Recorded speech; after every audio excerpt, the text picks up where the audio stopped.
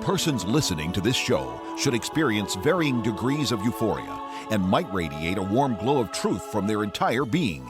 This phenomenon sometimes lasts hours after a typical brain massage. If you are listening with another lights-on listener and they begin to glow, don't be concerned. This is a phenomenon normally associated with Pastor Scheidbach's patented brain massage technique and merely means the truth has set them free. The devil beware. Pastor Scheidbach is on the air. Hello, I'm Dr. Scheidbach, pastor at the Lighthouse Baptist Church in Santa Maria, California, and your brain masseur. Get ready for your brain massage. Truth. Served here, flavored by delectable wit, delicious sarcasm, succulent sagacity. A gourmet meal for the mind. We will continue our discussion on Christian nationalism. I want to work more on what it is, but first, let's consider the context in which this debate arises. The acting president of the United States, emphasis on the word acting, is the most corrupt man ever to hold the office. He's a traitor who has sold out America to her enemies, and in their service and his own pocket, his administration has made America weak economically and militarily, the laughingstock of nations, and more vulnerable than ever to foreign attack. Biden's border policies have greatly facilitated human and drug trafficking, sex slavery, and a plague of fentanyl targeting our young. At the same time, Biden and his God-hating, America-despising supporters have allowed the CCP, Chinese Communist Party, to infiltrate the equivalent of 7 divisions of military-aged Chinese nationals. I mean, that's like a giant Trojan horse infiltrating 70,000 foreign troops into our nation. Because of the so-called left, not only are we increasingly likely to enter into another world war because of their bungling nonsense with their foreign policy, but that war will very likely be fought on our own soil, in our own neighborhoods, in our own streets. Our Santa Maria lay here in a valley shadowed by Vandenberg Space Force Base. I'm becoming increasingly concerned about our security as the political heat steadily rises and the radical left becomes increasingly agitated. I mean, to what lengths will they go? We've seen what violence the Democrats are willing to unleash on American cities, Atlanta, Seattle, Portland, Los Angeles, to name a few. I'm concerned that our airport should be secured and under the guidance of someone who actually knows something about military preparedness and who knows something about running an airport. With our national security significantly compromised, our second president alleged is busy weaponizing government coercive power against his front-running political challenger. I mean, like Hillary did, right? Use the CIA, the FISA court, the DOJ's FBI to construct and carry out this whole Russiagate conspiracy against Trump. Proved to be a lie, by the way, and now Biden carries on in that tradition. The latest bombshell report tells us Fulton County DA received a Biden operative tasked to pursue legal action against Trump within his office. It was a setup from the beginning, and I don't doubt at all that DA was in on it. Christians are noticing all of these things, friends. They're noticing that let's just say that the world or the secularists are just not doing a very good job, okay? Noticing what these non-Christian types are doing to America. This keep God out of it crowd. Well, what America looked like when he was in it is a whole lot better than what it looks like now. What America looks like in the hands of the people who despise Christianity is an absolute disaster. We see illegal immigrants given driver's licenses and automatically signed up to vote in Georgia. Over 1,000 were discovered receiving California driver's license, and that's only the ones we've discovered. The environment in which the debate about Christian nationalism rises includes Christians exposed to Democrat senators like Karen Berg making statements about pedophiles being minor attracted persons. Excuse me? They're perverts, okay? That's what they are. Minor attracted children. Look, it was at least 3 decades ago that my voice and many others were trying to raise the alarm. This whole born that way gay thing was a lot of nonsense, and it was going to invariably lead to the idea that pedophiles and beastophiles, or whatever kind of file you want to come up with, is going to be considered some sort of natural or born that way kind of thing. Well, now we're seeing pedophiles being given a status that will no doubt accrue to them all kinds of rights that we're not going to be very comfortable with as Christians. Minor attracted person, give me a break. So we should give them dolls to play with. That was her solution. Anyway, at the same time, Libs of TikTok reports on an event promoting an all-ages drag show that features a 6-year-old drag queen. Really? Christians bought into the idea that politics is a dirty business and therefore it's not for Christians to get their hands in it. They were told you can't legislate morality, and they believed it. So long as that did not directly touch them, they were content to sit on the sidelines and watch the freak show. But when it turned into a train wreck and their children were on the train, well, it became a very different story, friend.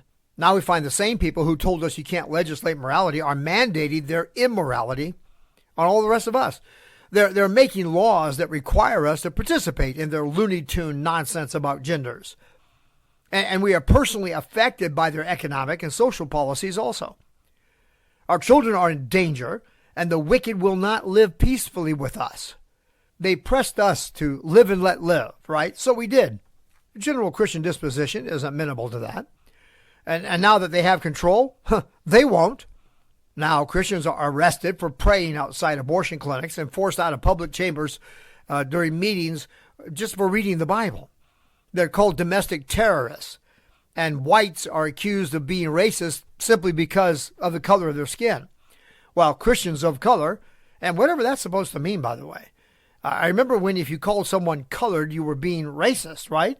All of this is such nonsense. Still, if you are black and call yourself a Christian, and as a Christian accept everyone, no matter what color they are, well, now you're called an Uncle Tom, a racist, or what have you. We have not even begun to get into everything that's going on. You know it, you're living in it.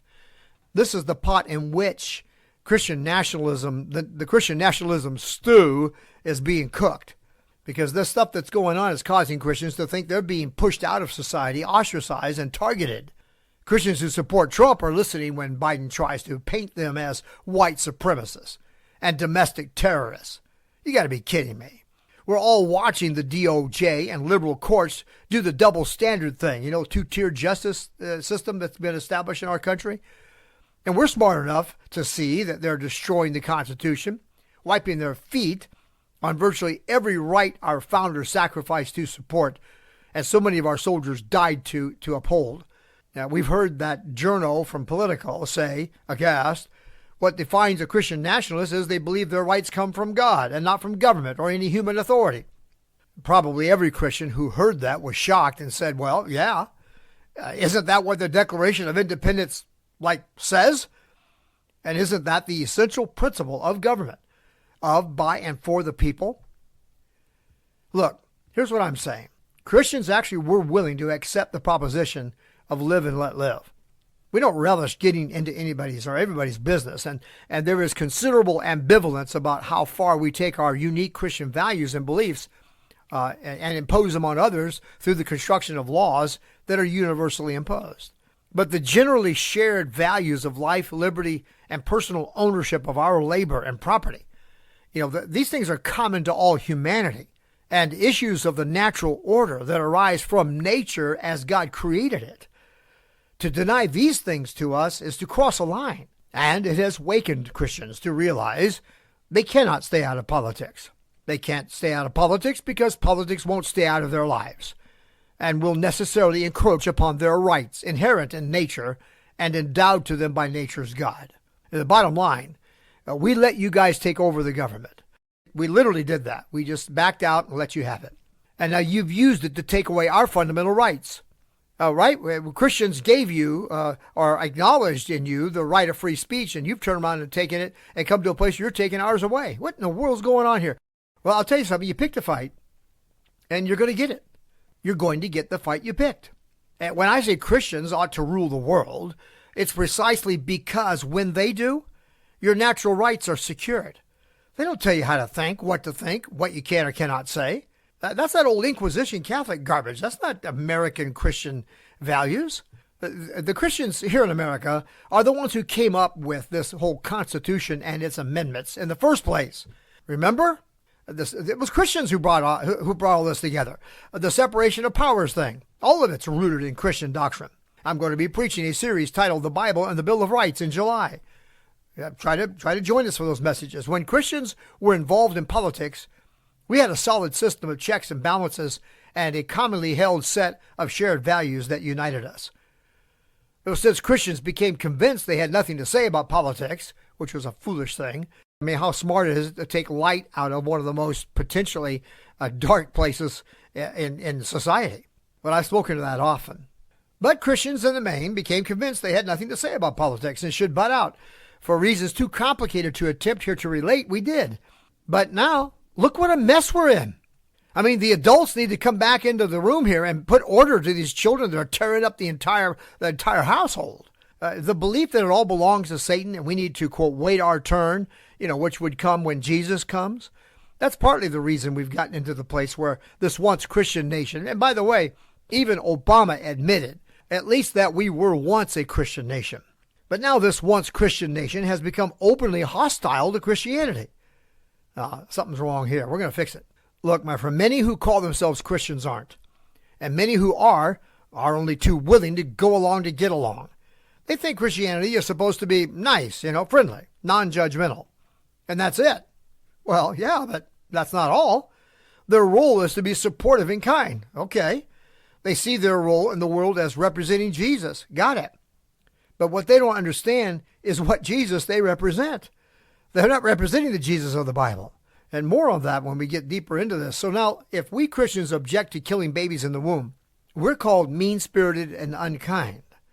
If we bring attention to the atrocious procedure that's used to mutilate and evacuate the remains of a human body, a baby, from the mother's womb, well, we're told we're being unkind, and that's not Christian. What are you talking about? It's not Christian. It's exactly the Christian thing to do. Suppose we point out the obvious injustice of a man entering female sports and then brutalizing a female player to the point where she was sprawled on the floor senseless. That happened lately in a basketball game where this guy pretending to be a girl joins the team, and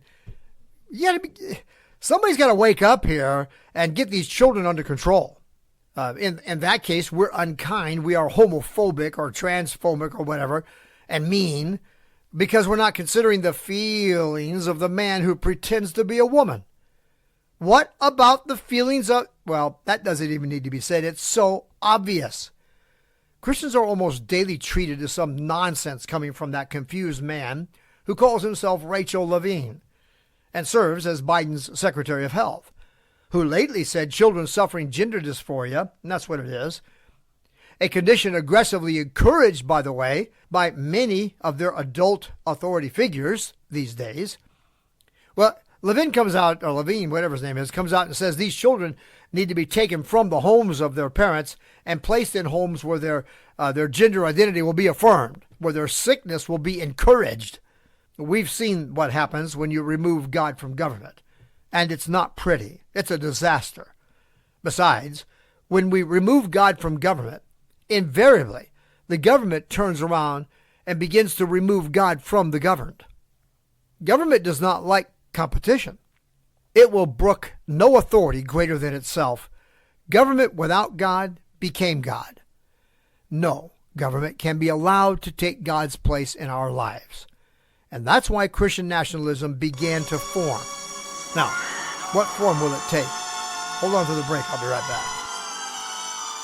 The one thing that unites all of them, because there's many different groups orbiting Trump, but the thing that unites them as Christian nationalists, not Christians, by the way, because Christian nationalists is very different, is that they believe that our rights as Americans, as all human beings, don't come from any earthly authority. They don't come from Congress. They don't come from the Supreme Court. They come from God. Most believe Satan owns the world and has the right to rule it. They think Christians should leave politics to unbelievers, that believers have no place in government. Well, Christians, how's that working for you? You see, the fact is Satan has fed you a lie. Satan depends on Christians staying in the dark about the fact that Jesus Christ defeated him, and Satan has no right to rule 1 square inch of territory on this planet. Learn the truth. It will set you free. Go to GodsWar2020.com. Let my people breathe. Unmasking the Mass Controversy with Science and Scripture, available wherever you buy your books. The Devil Beware. Pastor Scheidbach is on the air.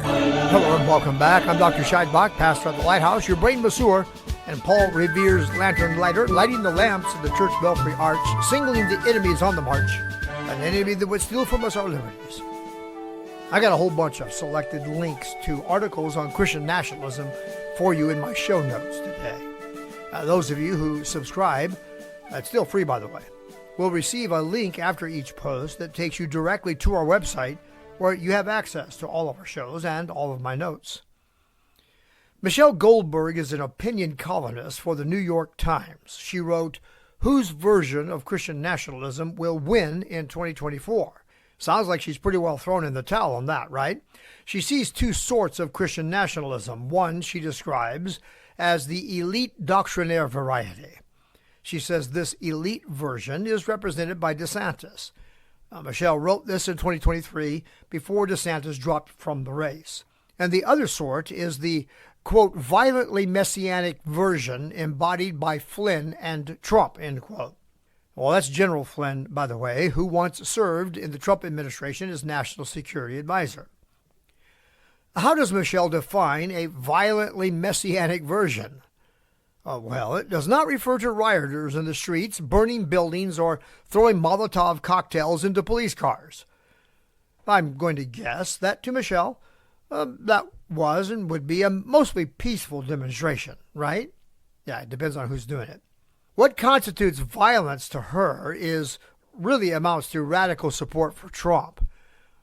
She would point to those faked video cuts that they put together from the 40,000 hours. You know, the big lie, the big J6 lie, those actions agitated by FBI. Anyway, but not to the Molotov cocktails thrown into police cars, the burning down of buildings, and so on. So anyway, what constitutes violence to her would be really, it amounts to radical support for Trump. As for her allegation that Flynn hangs with Hitler lovers and Jew haters, I'll only point out the fact that I love the Jewish people, even though I am wary of Soros, who is a Jew. I don't trust him at all, but not because he's a Jew. It's because he's a jerk. He's a wicked and evil man. And I support Israel, even though I know some very powerful bankers who have instigated wars and rumors of them for their profits happen also to be Jews. We are fighting the same moneyed globalist cabal interests that wicked Hitler used to extend blame on all Jewish people in the same way these ridiculous Nazis today extend blame for slavery to everyone who has white skin. Now, I don't care if Karl Schwab's mother was Jewish.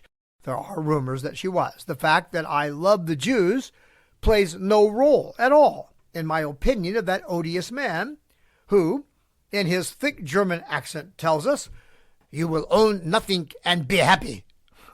How'd I do? I know, I don't do accents well. And if he and Soros and any number of other globalists are of Jewish extraction, well, that makes no difference at all to me with regard to an estimation of the children of Abraham, or Israel, the apple of my father's eye. Judas was, after all, a Jew. Hitler hated all Jews because of what a few Judas types did to kill Christ, or at least that was his he used that to gin up anti-Semitism. Hitler was a monstrously evil man. His anti-Semitism has come to define him. The atrocity of his crimes against the Jews rises to the level of crimes against humanity itself. But I don't hate Peter, who is a Jew, because he once hung out with Judas, who was a Jew. As I've said to my son at least 1,000 times, you take a man for how you find him, and respect what God can make of him. We are indeed fighting the globalists. Their ethnicity is irrelevant. Ask Soros. His ethnicity was entirely irrelevant to his decision to serve the Nazis during World War II. He was a traitor to his fellow humankind then, and he's a treacherous thief and murderer still. That changes nothing for me regarding my favorite Jew. whose name is Jesus, by the way. So for the record, McKay, a colleague of Flynn and occasional speaker at Flynn's Reclaim America rallies, never proclaimed himself to be anti-Semitic or enamored of Hitler's anti-Semitism or the Auschwitz ovens. But you see, this is how our enemy operates. Joe Biden can let fall from his perverse lips some of the most outrageous, bigoted, and racist statements you can imagine, but people like Michelle Goldberg will never call him out on it. At least that's my guess. I actually don't know her. Tell me if I'm wrong, Michelle. I'll offer a retraction. My point is what she calls militant Christian nationalism. Never pulled a gun on any police officer, burned down any public buildings or private businesses, graffitied any police cars, or tried to run down and kill Kyle. Remember Rittenhouse? Violence, as understood by people like Michelle, is a willingness to believe the overwhelming evidence that the 2020 election was stolen and that the steal involved foreign players or foreign interference, which provides for the invocation of certain presidential executive orders like number 13848, which I have here for you to see if you want to look at it, which I think includes a provision for martial law, but actually upon second thought, I don't think it does. I think it serves as the basis for exercising the power in order to require a new election. So anyway, the New York Times has conceded the next Republican president, at least, will be a Christian nationalist. And the only remaining question for them is, what sort? As for what it is, she, as Michelle Goldberg, is apparently of the opinion it involves imposing Christian values on the population. Isn't it odd how these people never stop to think that the reason Christians are up in arms and pushing back is that the left has been imposing their values on us, which are contrary to our traditional American values? I've been saying this for years with many other voices. When we no longer share a clear set of values in common, we will have to resolve disputes on some chosen set of values. The most reasonable would be traditional American values. Why? Well, traditional American values ought, by anybody's notion of right, prevail because the country was founded upon those values, and the laws in our Constitution and so on were shaped within the context of those values. So it makes perfect sense that we would defer to traditional American values. If there is a dispute, well, laws should be interpreted and applied in the context within which they were written. Original intent. If a group of people want to create a system of governance on the basis of some other commonly shared values that are antithetical to our own or to traditional American values, well, they're free to do so. Go. Leave. They keep threatening to leave. Have you heard them? Over and over and over. If Trump becomes president, I'm leaving. I'm like, goodbye. But they never do. I think I would be willing to support a GoFundMe to provide moving expenses to any country in the world that will have them. If they want to climb into a spaceship and populate Mars, let them name their ship, well, the Mayflower, and write their own constitution on the way, or compact, or whatever it is they want to do. But they don't have any legitimate argument to say that Christians who founded this country as a safe haven for them and their posterity should forfeit their heritage. So that's the context in which the debate on Christian nationalism has risen into a national focus. They're trying to tell us we are not a Christian nation anymore. And we're saying, well, I don't like what you're offering as an alternative. And thank you very much, but we'll stay with the whole idea of one nation under God. And in God we trust. And, oh yeah, don't forget this one.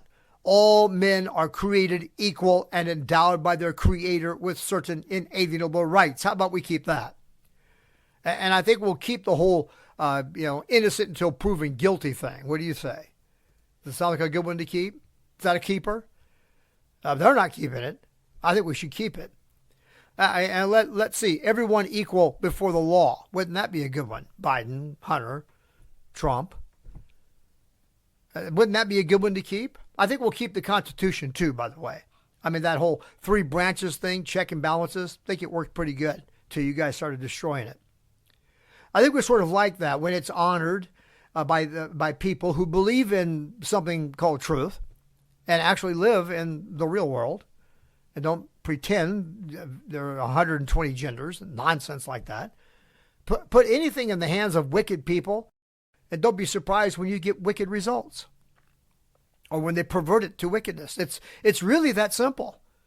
Let's say, I think we'll keep the Christian value system that served as the framework within which the foundation of this nation was constructed, and upon which this nation built and became to the most glorious nation in all the earth.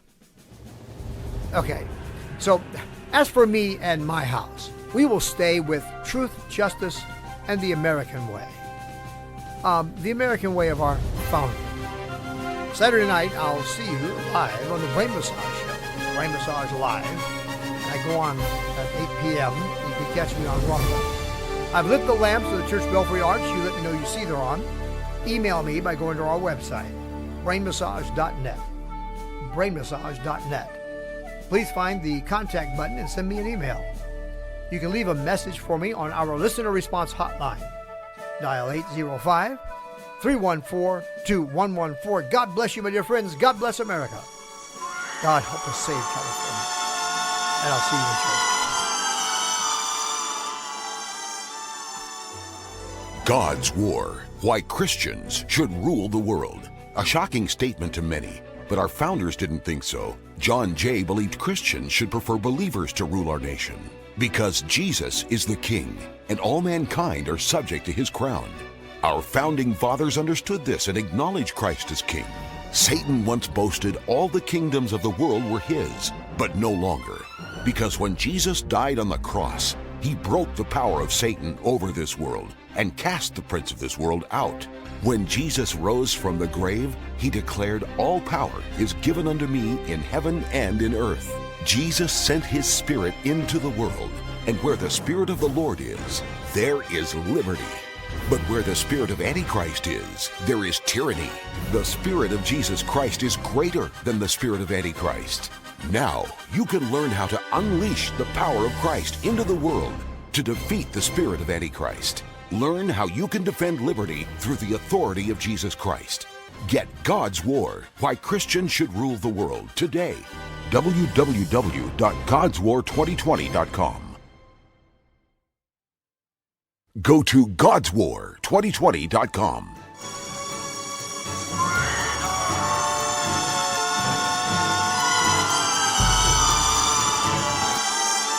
Most believe Satan owns the world and has the right to rule it. They think Christians should leave politics to unbelievers, that believers have no place in government.